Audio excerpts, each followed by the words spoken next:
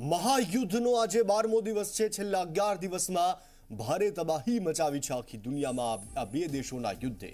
રશિયાએ યુદ્ધ વિરામની જાહેરાત કરી છે। મોટા સમાચાર, કીવમાં રશિયાએ યુદ્ધ વિરામની જાહેરાત કરી। યુક્રેનના 4 શહેરોમાં સીઝ ફાયરની જાહેરાત કરવામાં આવી છે। સામાન્ય લોકોને બહાર કાઢવા માટે યુદ્ધ વિરામ કરવામાં આવ્યું। બપોરે 12:30 વાગ્યાથી યુદ્ધ વિરામ રહેશે। કીવ અને ખાર્કિવમાં સીઝ ફાયર, મારિઉપોલ અને સુમીમાં યુદ્ધ વિરામ રહેશે। एक सारा समाचार, एक राहतना समाचार, कारण के जे लोग फसाया छे एमने बहार काढवा माटे युद्ध विरामनी जाहेरात करवामां आवी छे। कीवमां रशिया युद्ध विरामनी जाहेरात करी। युक्रेनना 4 एवा शहर छे के ज्यां सीज फायर करवामां आव्युं छे। सामान्य लोकोने बहार काढवा माटे थोड़ी वार माटे युद्धने विराम आपवामां आव्यो। बपोरे 12:30 वाग्याथी आ युद्ध विरामनी शरूआत थवानी छे। कीव अने खार्किवमां सीज फायर करी देवामां आव्युं छे। मारिउपोल अने सुमीमां पण युद्ध विराम रहेशे।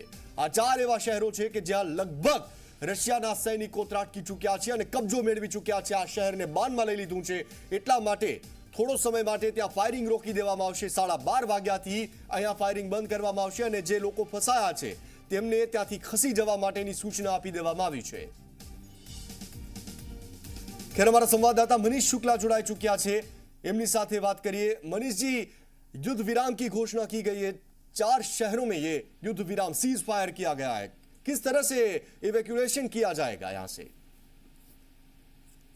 देखिए, अगर आप रूस की बात करेंगे तो व्लादिमीर पुतिन ने जब कार्रवाई की थी यूक्रेन के अंदर तो उन्होंने पहले ही एक स्टेटमेंट दिया था। उन्होंने कहा था कि उनका कोई इरादा यूक्रेन पर कब्जा करने का नहीं है और वो डिमिलिटराइज करना चाहते हैं उस पूरे एरिया को। अब रूस के लिए ज्यादा कुछ बचा नहीं है यूक्रेन में, क्योंकि उनको जो कार्रवाई करनी थी उन्होंने कर ली है। लेकिन लगातार इंटरनेशनल प्रेशर भी आ रहे थे रूस के ऊपर, क्योंकि तमाम जो दुनिया भर के जो फॉरेन सिटीजन्स हैं, जो नेशनल्स हैं, वो फंसे हुए थे। उनके लिए कहा जा रहा था उनकी सेफ्टी को ध्यान में रखते हुए दोनों पक्षों को जो कार्रवाई हो रही है एक दूसरे के खिलाफ वो रोक देनी चाहिए। तो इसका सबसे बड़ा फायदा यही मिलेगा कि जो वहाँ पे लोग हैं वो सुरक्षित बाहर निकल पाएंगे। दूसरी बड़ी बात है कि लगातार बातचीत भी हो रही है रूस के बीच में, यूक्रेन के बीच में। आपने देखा बेलारूस में भी बातचीत हो रही है। तो ये दुनिया उम्मीद कर रही है कि एक रास्ता निकलेगा। हालांकि रूस का ये साफ कहना है कि जब तक यूक्रेन इस बात को नहीं कहता कि वो नाटो में अगर वो जाएगा तो फिर रूस कार्रवाई करता रहेगा। नाटो का विरोध कर रहा है लगातार यूक्रेन को जिस तरीके से नाटो में शामिल करने को लेकर के दुनिया भर के देश बातचीत कर रहे हैं। तो सभी यही चाहते हैं कि ये लड़ाई रुके, क्योंकि काफी नुकसान हो रहा है यूक्रेन का, लोगों का नुकसान हो रहा है।